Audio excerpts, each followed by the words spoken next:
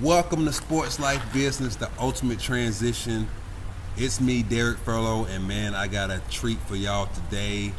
I got the man, the myth, the legend, Billy Ratliff right here with me. What's going on, brother? How's it going, man? You doing all right, man? Man, I'm doing better than I deserve, bro. Good to have me every day, man. Sure. Good to see you, man. I'm just glad to be here, man. Back in Knoxville, having a treat meeting with you, man, been a blessing, man. Hey, it's definitely been a blessing, man. So it's a lot of VFLs that know you. There's a lot of Vols fans that know you, but it might be some people that watch it that don't know you. So do them a favor right quick. Introduce yourself. Tell them when you play here at the University of Tennessee, man. Hey, my name is Billy Ratliff. I played back in '95 to 2000. Number 40.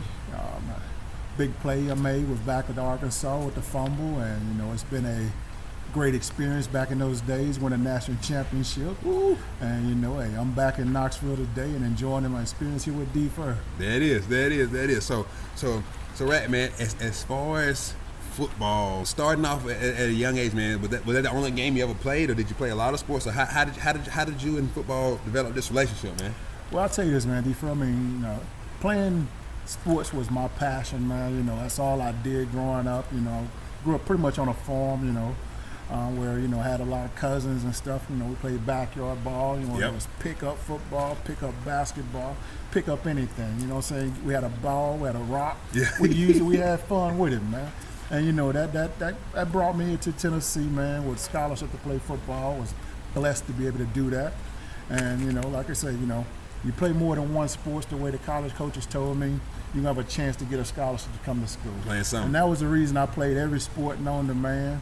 And also so I didn't have to do any chores around the house. So you can get out the house a little bit. That makes sense. So, I did everything, man. Where it was the mock track team, I was doing anything. That worked. Track, tennis, the whole nine.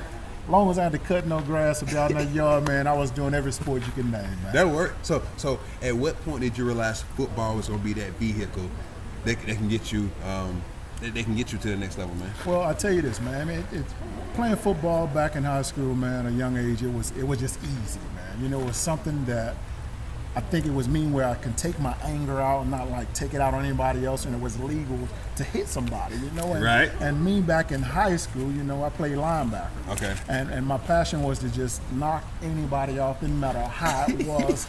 I'm trying to tear your head off, man, And defense was my thing. I didn't like offense. Yeah. Even though when coaches try to put me on offense to get the first down, yeah, I'm going to get the first down. I'm going out of bounds because I ain't want nobody to hit me. You wanted to hit them. Yeah, exactly. So, defense was fun, and that's what made football easy for me. Okay. So in high school, what was the dream for you?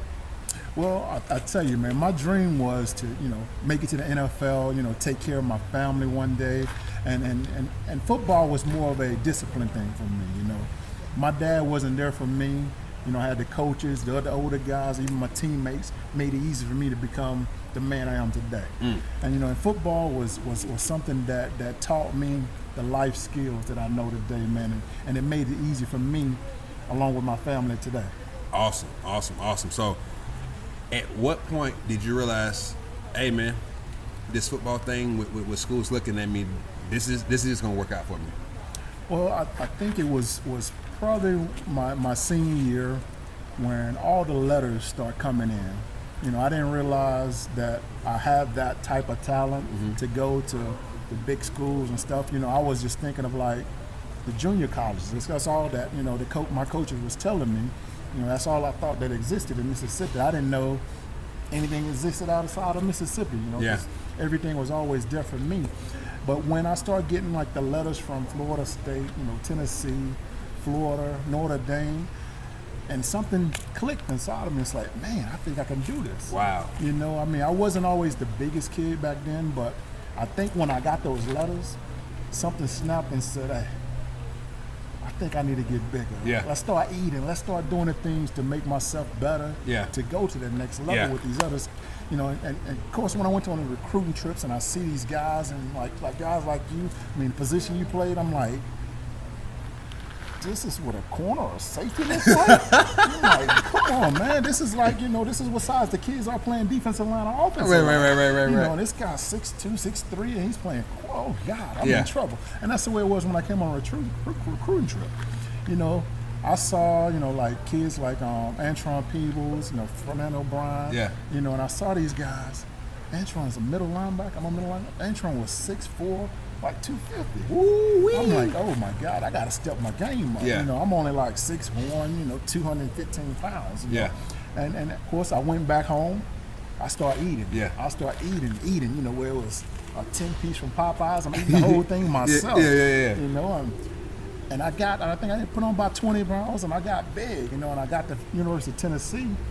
I was big for a linebacker then. So, you know, they was looking at me like, oh my God. You big. And of course, I mean, I didn't know that kind of big wasn't a good big, because I was kind of chubby then. You was man. fat big, Exactly, not big big. It wasn't lean big. It was the thick, heavy big. Yeah. But I came out okay, man. The coaches put me in the right, you know, position and direction to make me, you know, one of the best 11 on the field. And I was blessed to have that. That works right there. That works. So you make it to the University of Tennessee. You got there. I'm sure they got you leaned out, because that's what they do. They lean you out and get you a lean, mean, moving machine. Yes, man. They put it on you, man. You know, I mean, I have these stretch marks and stuff to show it today. You know, the part that I wish I did have was the knowledge that I have today. You know, as far as how I was eating, because the way we was eating then, man, we just ate. We ate. You know, they put it on you. They made sure you maintain your weight. Yeah. Or they got you down weight. Or depending on who you was playing. You had to be a certain weight. That makes sense. That makes sense. You're playing, you know, a team like today. Time with the spread offense, you got to be lean. You got to be able to move. That's move. it. You got to, you know, you're gonna be playing 50, 60 snaps a game. Yes, sir. You know? Yes, sir. But back then, you know, we didn't want to play that many plays again. Exactly. We had more than, you know, we had I call it 3 first team starters. That's it. You know, one guy come out, the same going back in. You know, that's it. You got here to the University of Tennessee. You had a chance to get a national championship. Did your time here at the University of Tennessee go how you played it out in your mind, that was set up so you can get to that next stage? It was, man. You know, those guys did everything they can do to help me be successful. You know, it was more of if I was going to bite into the situation and go about it and go to the next level. You know, when I was recruited by Tennessee, you know, the players recruited me, and the way the players told me it was going to happen, it happened. Mm-hmm. You know, there was a couple of things that I remember these guys telling me. They said, you know, you make it to the NFL. If that's your goal, you'll make that. But there's a process and recipe you have to go by before you get there. Yeah. And the first one they said, you got to stay out of trouble. Yep. I wish that was easy for me. You know, if you had the mom I had, you ain't getting no trouble. Oh man, hey. You ain't getting no trouble. Trust me. I'm with you on that. You go to class, you stay healthy, you're going to the NFL. You know. That's a nice recipe right there. Yes. The easiest recipe in the world. But most of us only take 2 of those each way you take it. Doesn't matter how you look at it. You're going to take 2 of the 3 each year. Yes, sir. If you get 3 of the 3, it's going to be automatic. That works. You know, I'm not saying, you know, that class may be an issue, or you get kicked out of class. Yes, sir. And you do the other 2 healthy, right? And you stay out of trouble, right? That's 2 of the 3. Yeah. Whether you know you get hurt and you do the other 2, yes, too. It's still 2 out of 3. That's it. Now, if you're doing 1 out of 3, you ain't gonna be that long. You ain't gonna be that long. You ain't gonna be that long. That was just a recipe. I mean, if you kept that 2 out of 3, or the 3 out of 3, you was gonna be fine, man. What again? Even if you did the 2 out of 3 and you did it the right way and not the bad way, you still had might opportunity. Get it makes sense. It makes sense. So it was all about the recipe, man. And still to this day, I think if anybody used that same recipe in life, it'd still be the same. Hey, that's a strong recipe right there.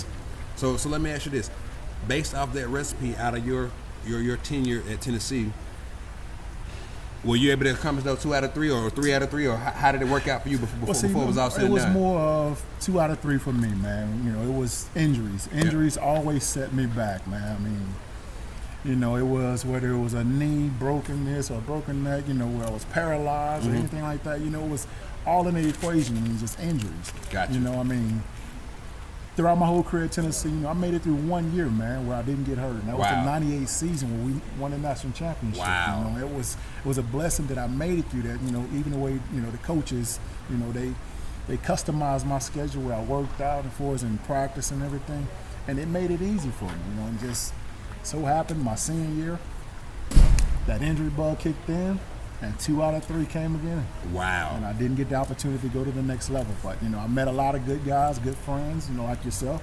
and it's become easy for myself to become who I am today. That's awesome. But you still accomplished something out of that time frame there, man. You got a national championship. That doesn't happen that often, man.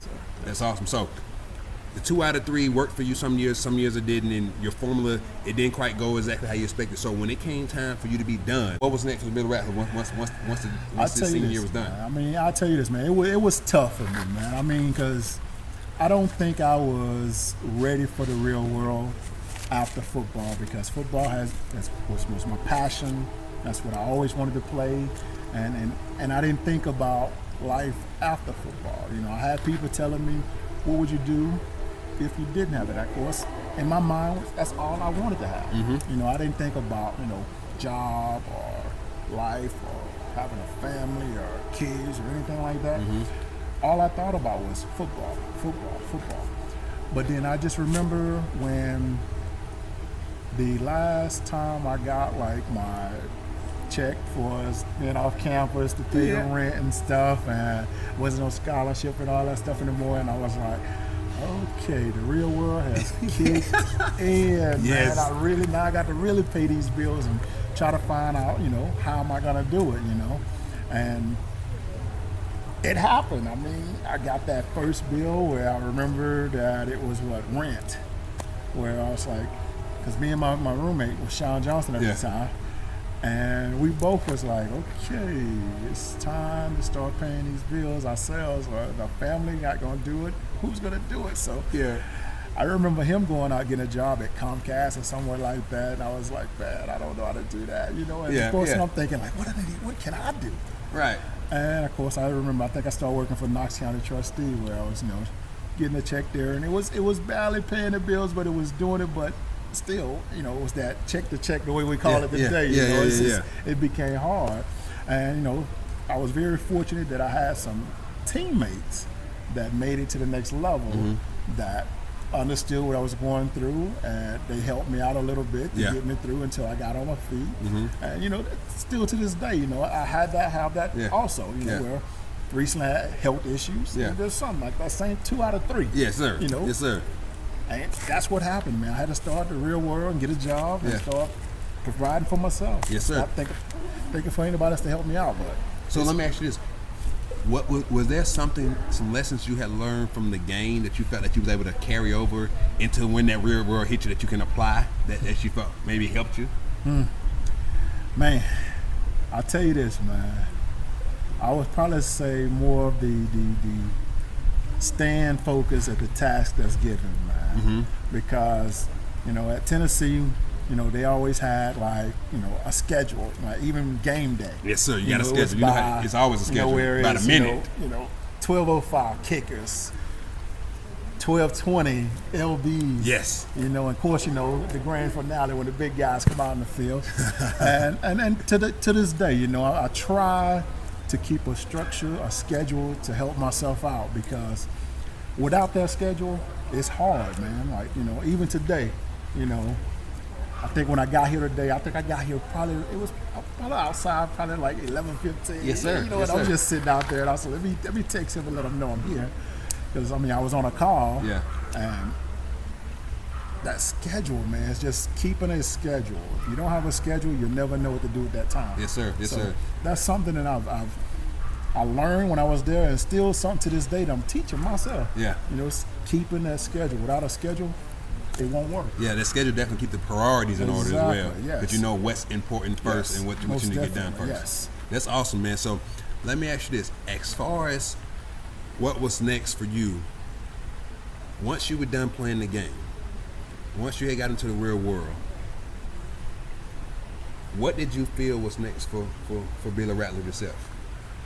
Well, I'll be honest with you, man. I was lost for a long time, D-Fred. It was, to this day, I still say it like this.